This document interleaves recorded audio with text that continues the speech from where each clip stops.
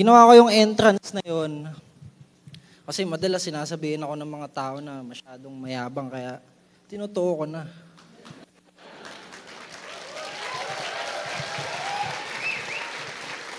Maraming salamat sa inyong lahat. Thank you for being here. Maraming salamat sa lahat ng nagpunta.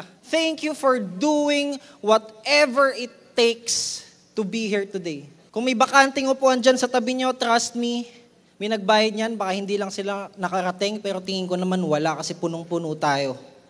Napuno natin ang SMX sa pinakaunang Grand Negosyo Fair.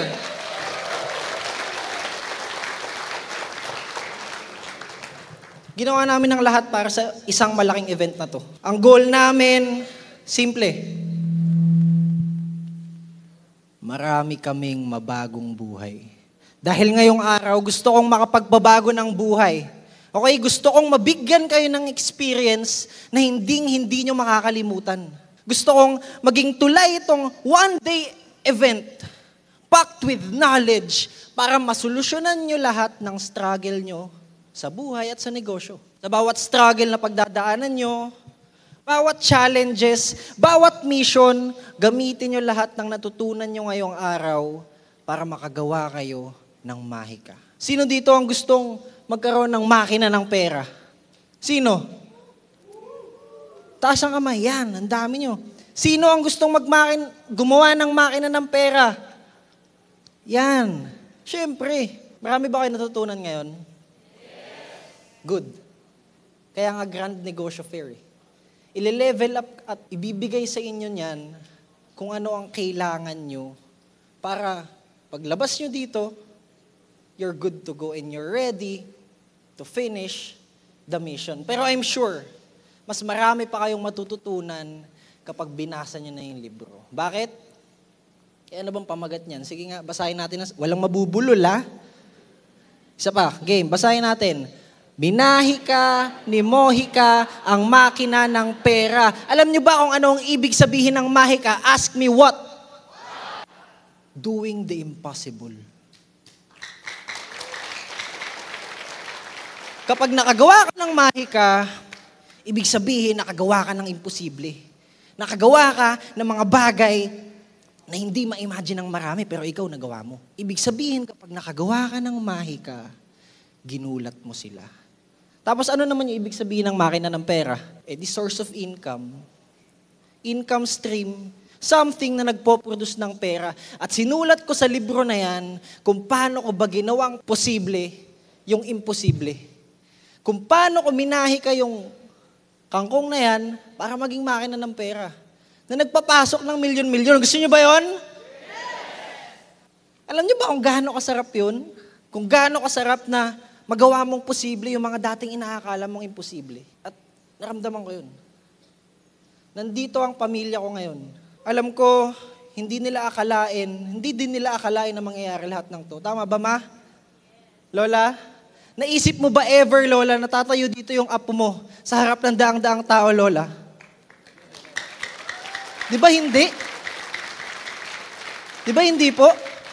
Well, ako rin eh. Hindi ko rin inakala. Pero ang totoo, lahat ng to nakita ko na noon pa. Madaming mga nagtatanong sa akin, Josh, nagulat ka ba sa mga nangyari sa'yo? Na-imagine mo ba ever na mangyayari yan? Alam niyo po kung ano ang totoo? Siyempre! Na-imagine ko na to noon pa, kaya nga nangyari.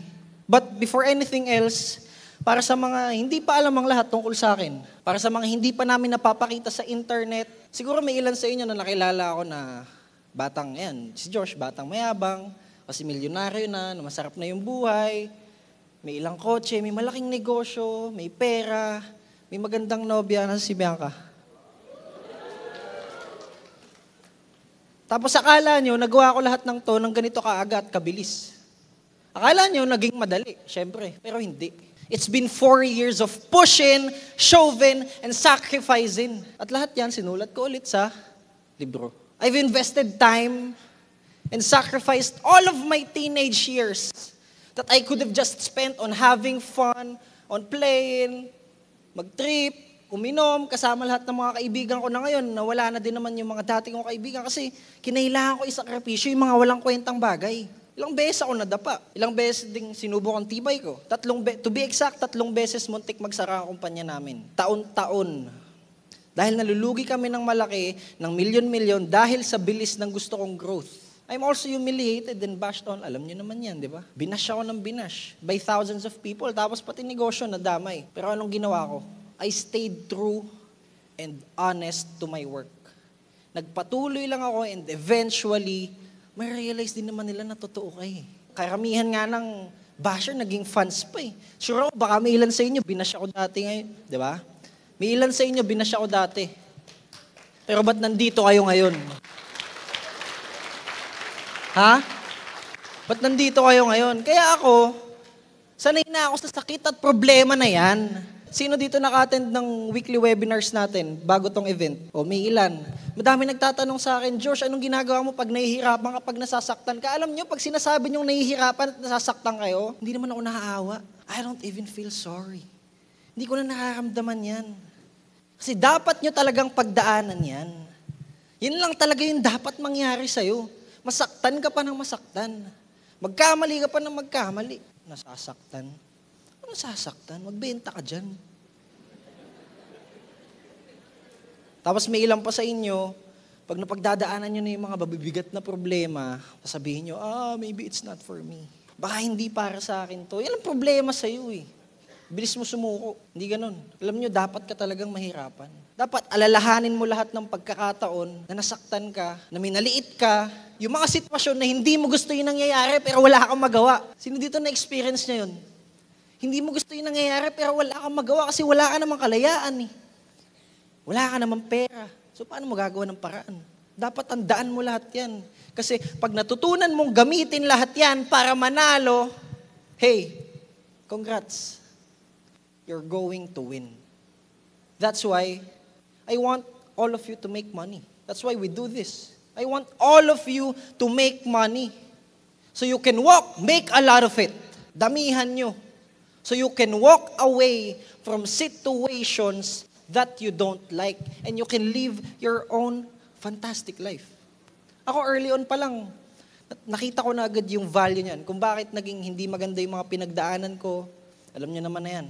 Kasi lahat pala yun, kailangan pala para magtagumpay ka. Because a successful man is one who can lay a firm foundation with all the bricks that others throw at him. And, thank you. And to be able to get to this level in life or in career, para talagang umangat yung level mo, alam mo, you really had to go through stuff. Kailangan mo talagang mahirapan. Dapat talaga may pagdaanan ka. There comes a point in life where in order to succeed, you have to take the harder path. And your path may seem harder than the others. Pwedeng mas mahirap yung pinagdadaanan mo kaysa sa iba. Pwedeng mapatanong ka kung bakit yan yung nangyayari sa'yo. Pero ito lang ang sagot ko. It only means that your calling is higher. Ibig sabihin, mas mataas yung mararating mo. So you just have to keep going. Palagi kong sinasabi, mas mahirap na mission, mas malaki ang reward. Mas mahirap na mission, mas malaki ang reward. Kaya mula nung naintindihan ko lahat yan, na tama lang pala lahat ng pinagdaanan ko, akala namang hilingin ko na maging madali. Ano, ang angas-angas mo, tapos wala ka pa namang pinagdadaanan kahit ano. Hindi ka man lang nakaramdam ng konting problema. Tapos gusto mo maging successful ka na, mapunta ka sa top, gusto mo yumaman, gusto mo magkaroon ng mga ganitong bagay, pero ayaw mo magsakripisyo, ayaw mo mahirapan, ano yun? Doesn't make sense eh. Diba? Comfort breeds weakness. And the moment life gets too easy, you stop growing. Kaya hilingin mo pa na mahirapan ka pa ng mahirapan. Na masaktan ka pa ng masaktan. At pag nasaktan ka na, dapat hindi ka pinanghihinaan. Kasi mali yun. Alam niyo kung bakit mali? Ask me why. It's because pain is a fantastic force. At ito ang pinaka-importanteng parte ng libro.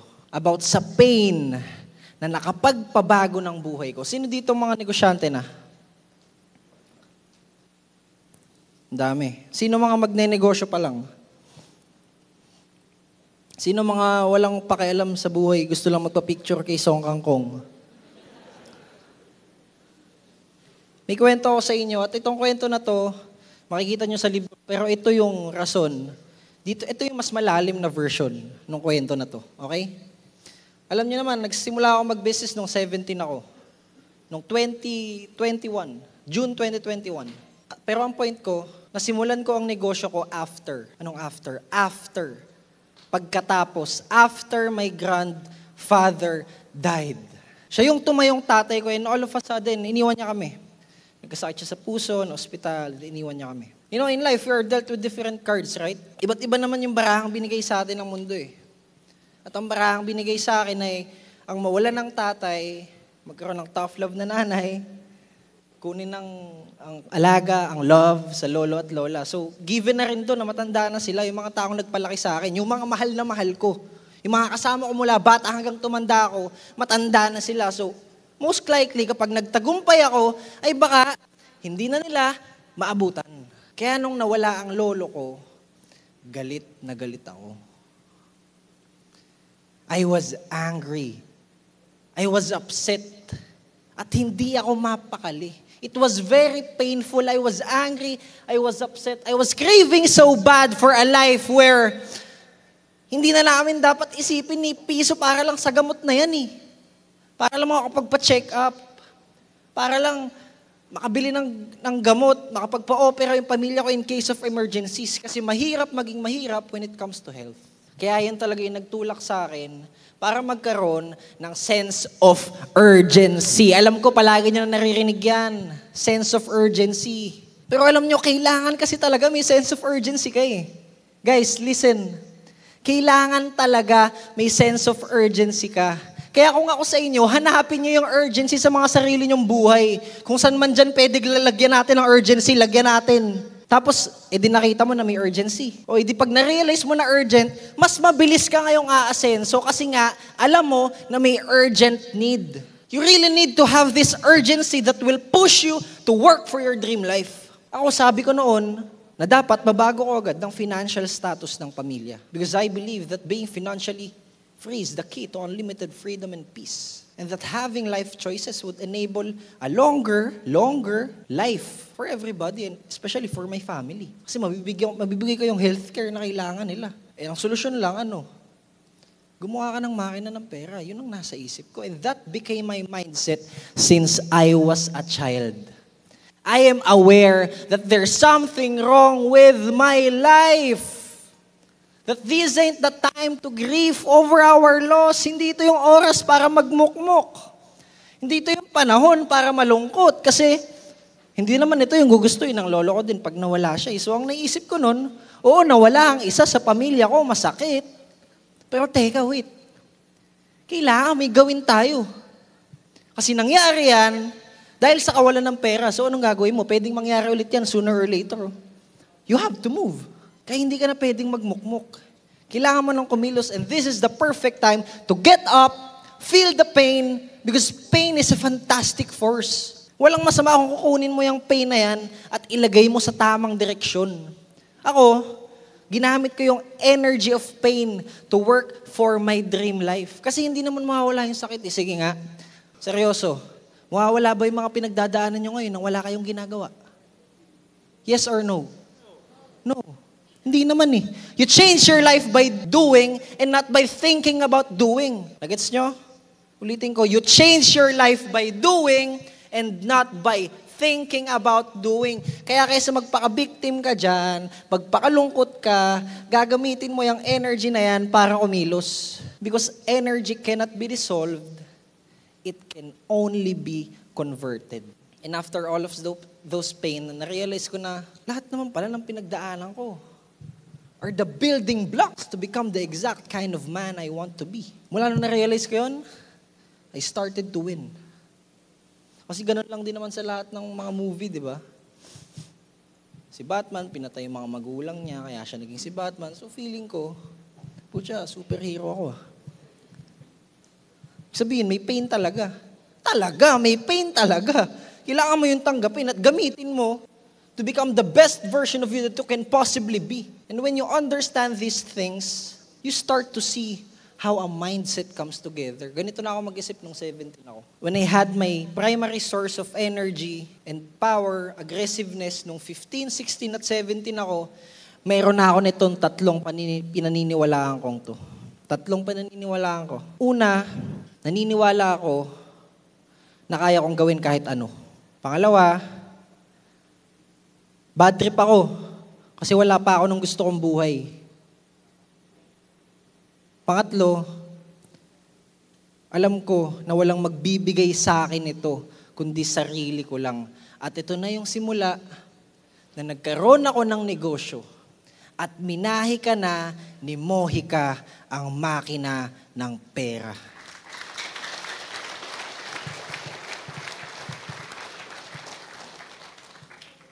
I'm now 20 years old. Graduate ako ng senior high. Di ako nakapag-college. Pero proud ako na meron akong kumpanya at the age of 17. Naalala ko dati, mag-isa lang ako. Mag-isa lang din ako nagluluto. Pero ngayon, itong si KCO, this is the brand that I built now with more than 250 plus employees. Thousands of clients locally and worldwide. And my company has just been recently valued at a 250 million valuation. From batang galing sa isang medyo mahirap na pamilya, mula sa lahat ng difficulties in life, I can finally say that it was all worth it. Thank you. Pumunta ako dito na may matinong kotse. Galing ako sa 2 factory ko kanina at nag-good morning ako kay mama. Sa nanay ko, na pinag-resign ko sa trabaho niya as a hotel butler for 17 years. 17 years siyang nagtrabaho para sa iba. Ngayon, para sa akin na. Nag-good morning ako kanina sa 200 employees at boss ang tawag nila sa akin kahit na 20 pa lang ako. Hindi lang kasi dapat si Malupito nang tumatawag sa yung boss. Dapat may employees ka din. Gawin mong 200 kasi ibig sabihin nun, successful ka na. Kasi marami ka na nababagong buhay.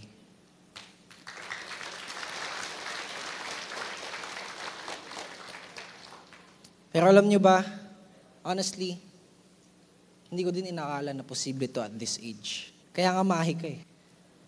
Diba? Mahi ka. What I did seems impossible for my age. Pero hindi ko yun ginawang hadlang. Ang nasa isip ko lang, kailangan ko magnegosyo. Kailangan. Hindi gusto ko, hindi. Kailangan ko magnegosyo.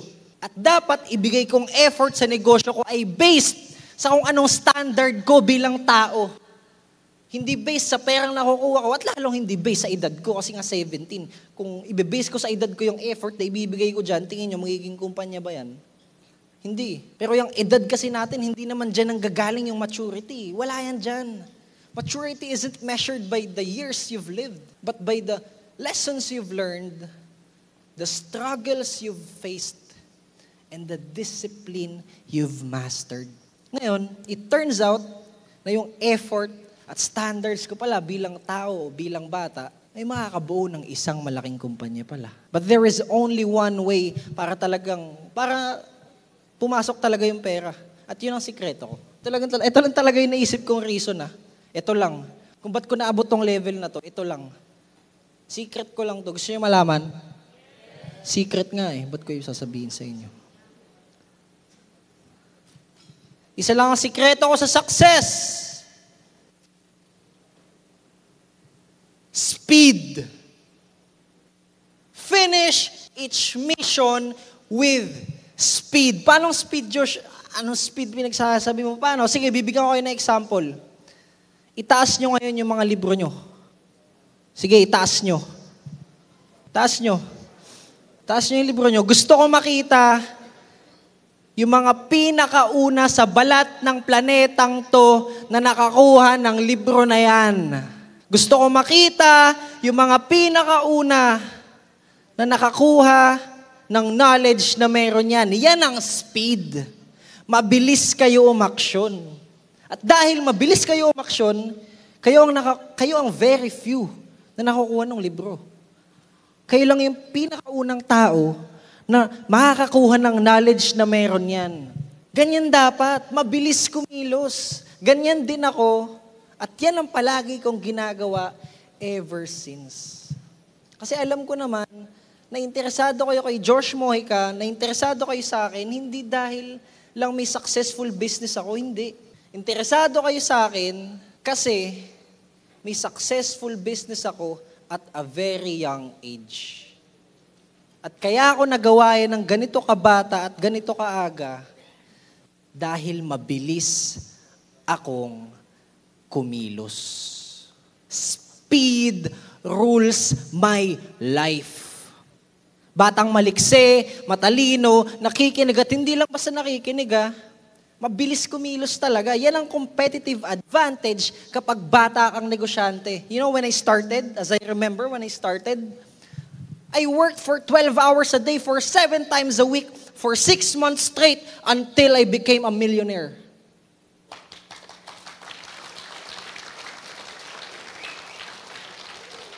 And I was motivated to work probably just about 10% of the time. The rest of the time, nagtrabaho ako kasi disiplinado ako. Hindi mo naman kasi gusto yung magtrabaho ng Sabado at Linggo habang 17 ka pa lang eh. Sino ba may gusto nun? Pero may mission ako. At kasama sa mission na magtagumpay agad ng mas maaga para maaga ding makatapos kasi yun ang sikreto. Start early. In anything that you do, start now because you will never be this young again. Magsimula ka na agad habang maaga pa. Dahil araw-araw tumatanda ka. Ito na yung araw na pinakabata ang pwede kang magsimula. Kasi bukas mas matanda ka na ulit.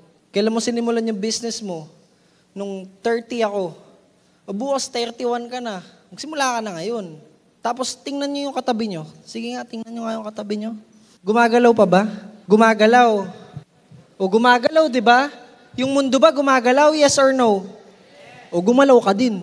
Yung mundo nga ang ginagalawan mo, gumagalaw. Ba't di mo sabayan? Gumagalaw yung mundo. Yung katabi mo, pwedeng next week, mayaman na yan. Pwede mas mayaman pa sa'yo. May lumabas na opportunity, magdalawang isip ka lang, mamaya wala na din yan. Wala yan sa kung sinong pinakamatalino at talented. It's about who moves first. Pero ito ang challenge. May challenge yan. Hindi naman pwedeng mabilis ka lang. Ito ang challenge. Hindi ka dapat magmadali. Pwede mong bilisan, pero huwag kang magmadali. Make sure mo muna na ready ka. Kasi yung mga taong nananalo, sila yung mga nagpe-prepare habang yung iba natutulog. Sila yung mga kahit linggo ng December, nasa negosyo fair habang yung iba nasa Christmas fair.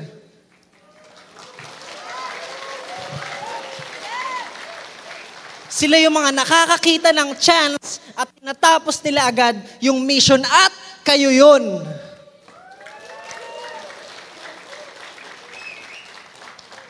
Sa dami ng taong kilala nyo, kayo lang yung nandito. Ibig sabihin, kayo lang yung nakakuha ng energy na meron ng kwartong to. At yung energy na meron yung kwartong to, kamusta? It's insane, di ba? Sobrang lakas. There are millionaires and billionaires inside of this room right now. Mga taong nakagawa ng malaking makina ng pera nila. Na nanggaling din naman sa wala, pero ngayon, nagpapatakbo na ng malalaking kumpanya. Na dating seaman, na ngayon, negosyante na. Dating bobo sa school, na ngayon, business coach na. Dating designer ng local, na nagbabazar-bazar, ngayon, worldwide brand na. Dating nagtitinda lang sa Divisoria, ngayon, pambansang wealth coach na. Chick positive, di ba? O kanina, dating babaeng factory worker. Ngayon, nakapagpatayo na ng Burj Khalifa. Imagine nyo, napaakit natin sa stage. Magkano total net worth natin, tingin nyo, magkano total net worth ng mga boss ko dito, ng mga mentor ko? Malaki, di ba? Kay Boss RDR pa lang, durog na tayo eh. Pero 1 year ago, nandyan lang din ako, nanonood, uma-attend. Nakikinig lang din ako sa isang event ni Boss RDR. Umaasang sana, balang araw, ako naman yung tumayo sa harapan. Pero hindi ko na namalayan ngayon, may event na pala akong sarili sa SMX pa.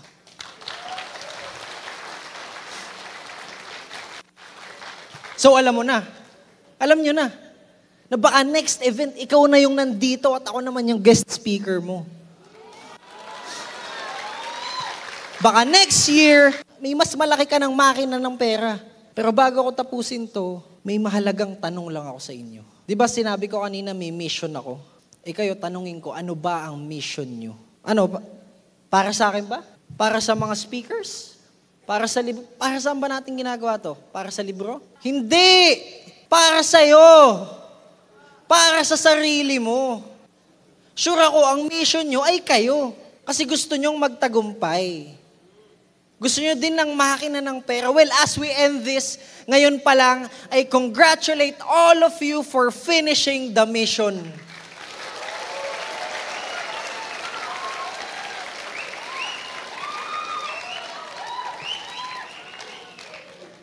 Kasi natapos nyo na ang mission, natuto na kayo, may energy na kayo, inspired na kayo, so mission accomplished. Umabot ka na hanggang dito, so on to the next na tayo. Ngayon, ibibigay ko na sa inyo ang sunod na mission nyo paglabas nyo dito. Gusto nyo? Gusto nyo na, anong gusto nyo? Gusto nyo ng mission. Isa pa, gusto nyo ng okay, ang mission na ibibigay ko sa inyo ay tinatawag nating Mission Impossible. Bakit yun ang mission? Dahil ngayon ang panahon na pinakamadaling gumawa ng pera. And this is the same month na na-earn ko ang first million ko. Kasi Pasko na. It's Christmas, guys. Kaya gusto ko, sulitin nyo ang bare month's money. Dahil may psychological shift na mangyayari sa mga tao, sa spending habits ng mga tao. Because it's now the season. Meaning, it's time to spend. So people are spending, ramdam naman, di ba? Pasko na. Christmas carols are playing 24/7. Bazaars are now everywhere. Mall hours are extended. Traffic na. Pag lumabas ka ngayon, 3 hours ka bago makarating sa pupuntahan mo eh. Kahit 5 kilometers lang eh, di ba? Pati online stores, traffic na rin eh. Hindi ka na makalogin. And there's this high energy na ramdam ko talaga. Para sa lahat ng nakaramdam ng tumal. Or nagbabalak mag-launch ng business. Or simply, nag-ooperate ng business at ready na sa holiday season. The only question you should be asking yourself now is, ready ka na ba? Are you ready? Kasi ang mga clients, ready na. Ang mga suppliers, ready na rin. Ang mga pera nila, naka-ready na rin. Now, ikaw, ready ka na ba? Di tapusin mo ang tama. Ano ang meron ka na worth it makipagpalitan sila sa iyo ng pera? Can you improve their lives? Or maybe, can you provide a need? Can you give them something they want? Kung oo, then finish the scale up mo na yung business mo habang maaga pa. Get your products and logistics ready. Negosyo fair to ha, usapang negosyo, kaya tayo nag-uusap ng negosyo, hindi to power ha. Now is the best time to work on your product or service. Tapos i-launch mo na habang holidays pa.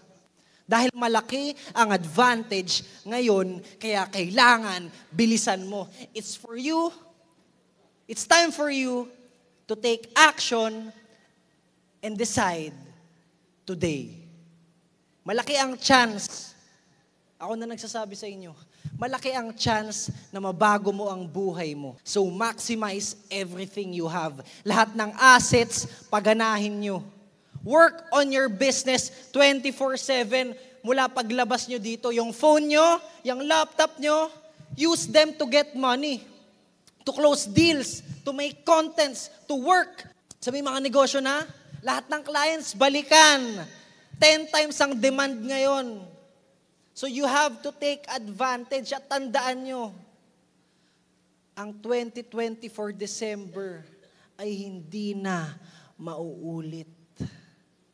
Ngayon, alam kong handa ka naman na kasi nga galing ka na dito. Pero ang tanong, tatapusin mo ba ang mission? Yes or no? Yes. Tatapusin mo ba ang mission? Yes or no? Yes. So kung may idea ka sa isip mo ngayon, i-execute mo na. Huwag mo na hintayin yung perfect time kasi wala namang perfect progress meron. Tapusin mo ang sabay-sabay, tapusin mo ang may gusto kang matutunan, aralin mo ngayon. Aralin mo ngayong araw kasi ang knowledge na iipon yan. Kada araw na hindi ka natututo, nahuhuli ka. Kaya tapusin mo na ang may nakita kang opportunity. Kuhanin mo. Kasi hindi yan maghihintay sa'yo. The world rewards those who act and finish the dahil sa buhay, walang second chance. Kaya tapusin mo ang mission ng mabilis. Sa pera at success, dapat ikaw yung mag-first move. Huwag ka lang tumayo dyan at maghintay kasi success ang naghihintay sa'yo and not the other way around.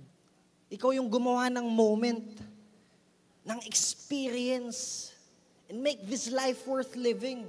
Ikaw yung gumawa ng gusto mong lifestyle, ng gusto mong buhay. At kung gusto mo talagang magtagumpay, kung gusto mo talagang yumaman ngayon, isa lang ang gagawin mo. Tapusin mo ang Mission Impossible nga tayo dito eh. Pabalik ako na slide. Ano ang mission? Magpayaman ngayong December. Ulitin ko, magpayaman ngayong December. Pero paano kaya yaman ngayong December? Sabi ko kanina, di ba? December ko na-earn ang first million ko. Ibig sabihin, nandyan sa libro na yan, ang detailed steps kung paano. At kayo ang unang nakakuha ng libro na yan. Meaning, dapat paglabas nyo dito, kayo yung unang yumaman. Ha? Ngayon, kung nandyan sa libro, yung sikreto sa milyon, ibig sabihin, ang tapusin at basahin yan ay kasama din sa... Pero sure ako, hindi naman niya babasahin eh. Hindi nyo babasahin yan, sure ako. 10% lang ng kwartong to ang magbubukas niyan. At 1% lang ang makakatapos. Pero tandaan nyo, yun lang din ang rason kung bakit 1% lang ang successful sa mundo. At yung 1% na yun, kaya sila naging successful dahil sila lang ang nakatapos ng isa pa. Gusto kong marinig ng malakas na malakas yung sagot nyo. Yung 1%, kaya sila naging successful dahil sila lang ang nakatapos ng napansin nyo ba? Hindi ako ngumiti habang nagsasalita ako sa stage.